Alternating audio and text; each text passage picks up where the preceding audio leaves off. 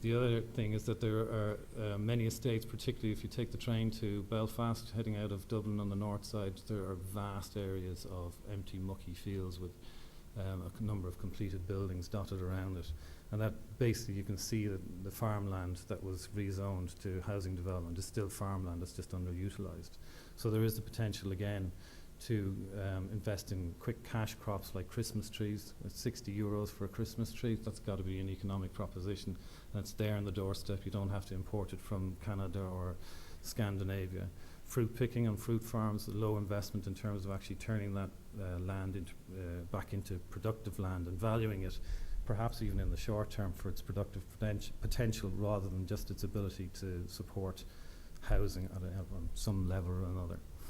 The other possibility is to look further afield for what you could plant in some of these sites. Again, unfinished housing estates would be ideal to turn into graveyards. There's plenty of space that can be used. They don't need to be watertight. You don't even need to finish the houses. Our population is very young, but it is growing older. And perhaps flippant, but even on the level of a use for a lot of the unproductive public open space that's been imposed by the planning system, where nobody has any ownership of it, nobody looks after it. This is a self-supporting, visually attractive mechanism for getting people re-engaged with the public open space. Maybe we could start ancestor worship here as well. It might teach us to take less of a short-term view of what we should be doing. Also, even though a lot of the large-scale developments that have happened over the last 10 years have provided a mix of uses, many of the piecemeal developments have not. So you have a lot of situations where there's monofunctional housing but very little supporting facilities. Certainly things like on the model of the pre-developed Temple Bar, there was low rents, availability of space, short-term rents meant that there was a huge energy and possibility of people starting initiatives, certainly in the arts, particularly in entertainment, for bars, for artist studios, but also for sporting facilities, which are sadly lacking in this country.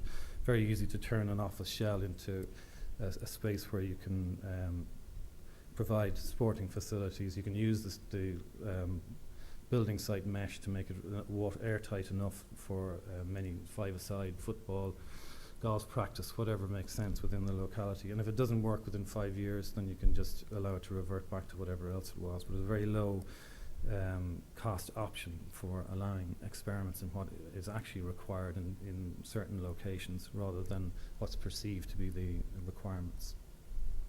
Likewise, there are a number of buildings that have been productive and redundant over the last number of years that we might find in the near future will be far less so and will be available for other possibilities, such as growing food close to the areas where the food is actually consumed and possibly supporting farmers' markets within. So you might have a farm estate rather than an industrial estate, and many of these are actually located close to housing situations. So again, people can walk to take benefit of this.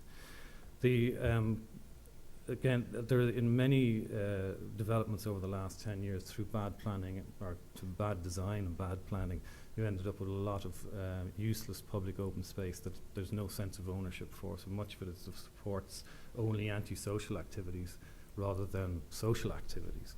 So there are possibilities, again, the transition towns in Kinsale, for instance, they started a community garden which costs nothing. It's just a mechanism for people to understand that public open space is their space and that it's for the community. So if the requirement of the community is to grow their own food or grow their own biofuel or raise cattle or pigs, then maybe that's what it should be used for, rather than just sitting there as a place for a bonfire every Halloween.